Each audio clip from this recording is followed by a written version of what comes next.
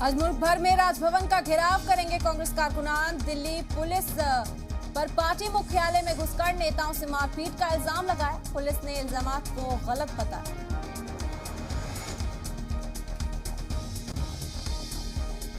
National Herald case में राहुल गांधी से जुमे को फिर होगी पूछताछ। बुध को लगभग 8 घंटे हुए सवाल जवाब। राहुल के बयान की ऑडियो वीडियो रिकॉर्डिंग भी हुई।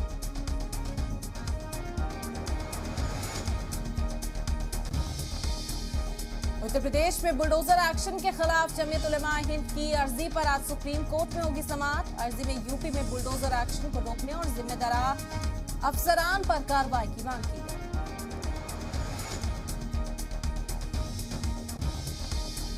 कांग्रेस लीडर शेख हुसैन का पीएम मोदी पर नाजेबा तबसरा। नागपुर में दर्ज हुई एफआईआर। बीजेपी ने शेख हुसैन के बयान को कांग्रेस की मानसिकता बताया करार।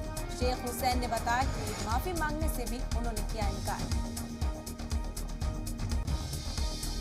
सदारती इंतखाबात में आम सहमति बनाने की कोशिश। राजनाथ सिंह ने ममता, अखिलेश और खड़गे से फोन पर की बात। ममता बनर्जी की मीटिंग के बाद ऑपोजिशन ने अपना उम्मीदवार उतारने का किया फैसला।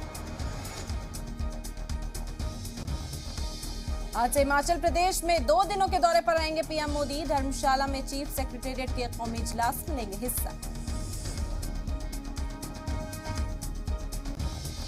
दिल्ली और आसपास के इलाकों में बदला मौसम का मिजाज। बीती रात हुई बारिश। लगातार बारिश से दर्जा हरारत में आई गिरावट। जम्मू कश्मीर में अगले 2 दिन बारिश होने के इम्कान।